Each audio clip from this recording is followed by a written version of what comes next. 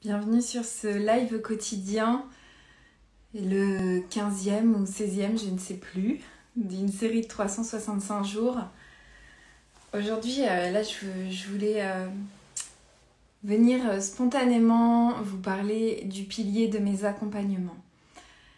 Je sors d'une session Secret Food, qui est la première prise de contact ensemble.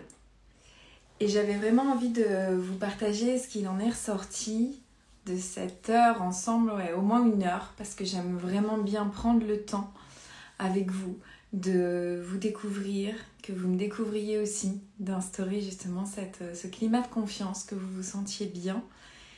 Et pourquoi ? Parce que, à mon sens, c'est vraiment fondamental. Donc, quand je dis pilier de mes accompagnements, c'est pas vous décrire ce que je propose parce que c'est écrit, vous pouvez le trouver partout, je vous fais confiance là-dessus, il n'y a pas de problème.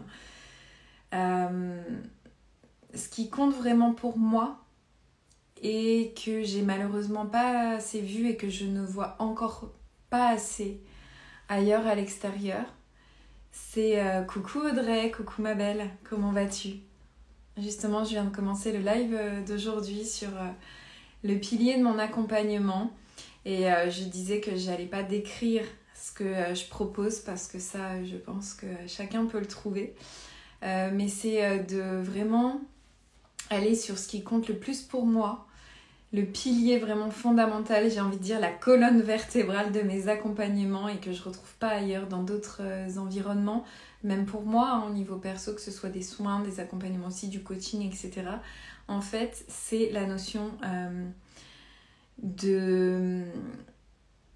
d'empathie, en fait, mais de confiance. Il y en a plusieurs, en fait, mais vraiment de confiance et de non-jugement.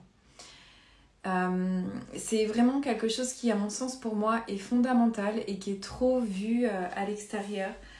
Je vous en parlais dans un autre live où quand il y a une jeune femme qui est d'une 20aine d'années, qui va voir un médecin nutritionniste et à qui on dit une phrase aux limites du respect, voire de l'insulte. Pour moi, c'est pas possible. Je trouve que dans des professions, même des missions d'accompagnement, de coaching, on a la responsabilité d'aider la personne. Donc pour moi, aider la personne égale avant tout ne pas la juger en fait. Mais ça va de soi, c'est même pas... Je pensais pas avoir à revenir sur cette notion-là parce que je pensais que pour moi, peut-être que c'est le monde des bisounours, mais qu'elle était un petit peu acquise par tout le monde, mais en fait pas du tout. Et c'est vrai que là encore, la personne que je viens d'avoir me disait non mais en fait je kiffe parce que être avec toi là ça fait même pas 1 heure qu'on parle et je sens que tu me juges pas, je sens que t'es à mon écoute, t'es empathique, tu comprends ce que je te dis et même si tu l'as pas vécu en fait t'es là pour m'aider, pour m'écouter. J'ai pas besoin aussi d'aller courir à droite à gauche, mais surtout il y a une vraie connexion et il y a surtout la volonté de m'aider, de trouver des solutions, d'être là pour moi. Et le pourquoi, le comment, on s'en fiche en fait. Moi je vais jamais, jamais, personne n'est parfait, mais j'ai vraiment cette conscience là de vraiment, c'est un peu comme chez McDo, mais venez comme vous êtes. Coucou Phil, ça va ? Coucou Philippe, comment vas-tu ? Et donc vraiment, on vient livrer des choses intimes, des choses douloureuses, des choses qu'on traverse dont on n'est pas forcément fier, des épreuves, des conflits, des choses qui nous remuent. Est-ce que vraiment on a besoin en face que la personne nous regarde d'un air « ouais, ok, tu me dis ça, mais bon, c'est quand même pas tip top quoi ». Bah ouais, non, je le sais, je suis au courant, je le vis tous les jours. Forcément, c'est sûr que si je vide un placard ou si je me parle mal ou si je me sens pas bien ou si je me regarde dans le miroir que je me parle pas forcément bien, je sais que c'est pas ce qu'il faut faire. On est au courant maintenant, on est tous connectés, on a l'info partout. Mais j'ai pas besoin en fait que quelqu'un me le répète en fait. Moi ce que je veux c'est venir trouver de l'aide, que quelqu'un me dise ouais j'entends, c'est pas grave, t'es humain. On va y arriver en fait. je viens chercher une main tendue, quelqu'un qui va pouvoir me soutenir, être là quand ça va pas, m'éclaircir le champ des possibles, le chemin quand moi je suis complètement down. Mais j'ai pas besoin d'un autre coup de fouet en fait, dans le sens de flagellation. Je suis pas un enfant, je suis responsable de mes faits et gestes. Et voilà, moi ce que je veux c'est avancer. Et rien que de ça, de valoriser le fait que ouais c'est dur et des fois je suis au fond du truc, j'en peux plus, je me supporte plus, j'ai plus l'énergie, mais j'ai quand même ce petit delta d'énergie qui me reste pour intenter une action et aller demander de l'aide. Mais putain, enfin pardon, mais waouh quoi, déjà ça, mais bravo en fait. Donc rien que ça, pour moi, ça devrait être à valoriser. Et c'est génial. Quand je suis dans la merde, quand je suis perdue, quand je suis au fond du gouffre, et passez-moi les expressions, mais c'est parce que c'est vraiment ça. Mais juste waouh que de réussir à tendre une main, à demander de l'aide, à poser une question, à dire ouais, et si tu connaîtrais pas quelqu'un qui... Tout simplement quoi. Et ça, voilà, vraiment je voulais revenir là-dessus parce que pour moi c'est fondamental et il y a tellement de personnes qui sont confrontées finalement à une absence de réponse ou de considération alors qu'elles demandent de l'aide. À mon sens, chaque praticien, mais là encore personne n'est parfait, mais c'est même pas la question, mais chaque personne qui est dans le domaine de l'aide, à mon sens, c'est important d'avoir cette conscience-là, cette globalité d'être là pour répondre, ou si on ne peut pas répondre, de réorienter, mais voilà, de considérer la demande de la personne en face et surtout ouais, l'énergie, le peu d'énergie qui lui reste qu'elle met à vouloir changer, vouloir évoluer. Donc vraiment, je suis ravie de cet échange parce que c'est vraiment revenu mettre de la conscience et c'est la thématique de ces lives, mais comme quoi c'est important d'y revenir régulièrement sur qu'est-ce qui cimente, quelle est la colonne vertébrale de mes accompagnements et de l'accompagnement en général pour moi. J'ai besoin de sentir que la personne elle est là, mais qu'elle n'est pas non plus là en étant au-dessus, parce que c'est ça aussi souvent, il y a ce rapport, fameuse blouse blanche, mais le sachant en fait, et nous on est là, on ne sait pas encore. En tout cas, il y a cette notion de hiérarchie souvent. Et c'est vrai que plus ça va, moins moi j'aime cet espace qu'il y a. Alors j'ai besoin de mon espace personnel, mais j'ai besoin de cette proximité aussi quand j'ai besoin que quelqu'un, quand je sollicite quelqu'un en fait, tout simplement. Et donc naturellement, c'est ce que je vais offrir aussi dans mes accompagnements. Mais là encore, c'est naturel, c'est parce que c'est tellement intime et douloureux qu'on a besoin d'y aller de manière très douce. Et coucou, coucou à ceux qui arrivent. Et ça me rappelle, tiens, un événement de mon enfance. Je vais vous raconter mes balades en vélo.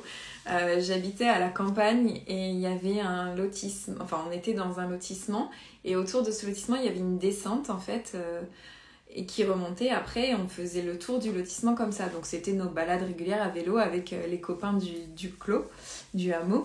Et je me souviens, j'étais avec ma copine Stéphanie, je crois, ma voisine, et on se disait allez, on va faire le tour du haras en vélo. On est parti, toute guillerette et tout, trop contente. Et on arrive en haut de la descente et le jeu c'était à chaque fois de partir d'en haut et hop, de se lâcher et de descendre le plus vite possible, quoi. Voilà, forcément, c'est ça qui est marrant.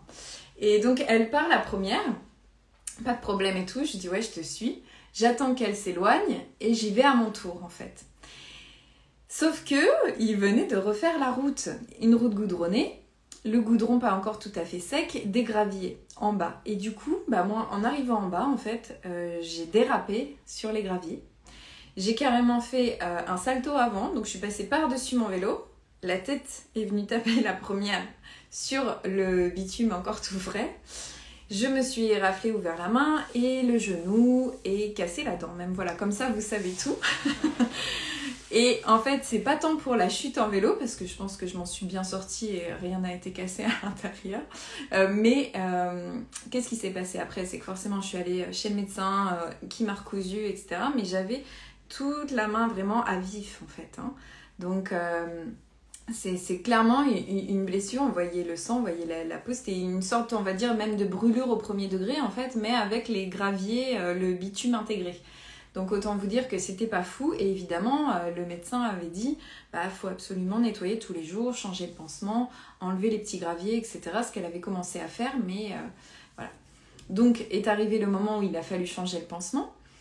Et autant vous dire que c'était assez challengeant. Donc ma maman, que j'adore, a essayé, mais c'était un petit peu trop brut pour moi. Et du coup, mon papa a pris le relais. Et là, c'était dans la douceur. Et justement, il est venu tranquillement gratter au fur et à mesure ce qu'il voulait bien venir en fait. Il n'est pas allé chercher les restes de gravillon dans la plaie. Il a juste frotté tout doucement, voilà, juste, et est venu ce qui devait venir, coucou Cathy, est venu ce qui devait venir à ce moment-là en fait. Et c'est exactement comme les blessures intérieures, comme les émotions, ça se libère et ça se soigne quand c'est le bon moment. Donc voilà le parallèle, mais ce qui est sûr, c'est que c'est pas en agrippant la main, en disant mais si, je vais te soigner, je vais te changer ton pansement et tout, ça va aller mieux, de toute façon faut le faire, que c'est plus simple en fait. Au contraire, qu'est-ce que ça aurait fait? Ça m'aurait juste braqué, ça m'aurait fait me protéger forcément, ce qui est un réflexe humain. Et finalement peut-être en plus la plaie se serait infectée parce qu'au final j'aurais pas laissé les choses sortir tranquillement, tout simplement. Et c'est un peu le parallèle que je fais avec le développement personnel, dans le sens de d'aller voir à l'intérieur, l'introspection. C'est vraiment de laisser ce temps, cette intimité, ce respect et cette douceur en fait dans l'évolution de chacun, et donc d'autant plus dans mes accompagnements. Voilà, je sais pas si ça vous parle, Audrey, si t'es encore là, si c'est aussi ton approche dans tes accompagnements. Dites-moi un petit peu si ça résonne pour vous aujourd'hui, mais en tout cas c'est ce que j'avais envie de vous partager là suite à cette première session Secret Food avec cette magnifique personne. Voilà. Dites-moi comment vous aussi vous gérez quand il y a des blessures à soigner, qu'elles soient extérieures ou intérieures, si vous vous laissez le temps ou si le fait justement vous êtes dans l'impatience ou autre. Mais voilà, ce que je voulais vraiment vous partager, c'est que dans mes accompagnements, il y a cette bienveillance, cette écoute, cette empathie. J'ai vraiment envie de vous offrir un cocon où vous vous sentiez bien, où vous puissiez venir tel que vous êtes, parce qu'en fait on s'en fout du masque, on s'en fout de l'extérieur. Ce qui est important, c'est vous, ce qu'il y a à l'intérieur et ce qu'il y a à révéler en fait. Donc vraiment, voilà ce que je voulais vous partager là encore aujourd'hui. J'espère que ça fera écho. N'hésitez pas à me laisser vos commentaires. Pour les personnes qui regarderont en replay, toujours me mettre le petit hashtag replay et vos commentaires ou ce que ça a évoqué chez vous. En attendant, je vous souhaite une excellente fin de vendredi et un très bon week-end, sachant que je vous retrouve demain. Je vous embrasse, à très vite.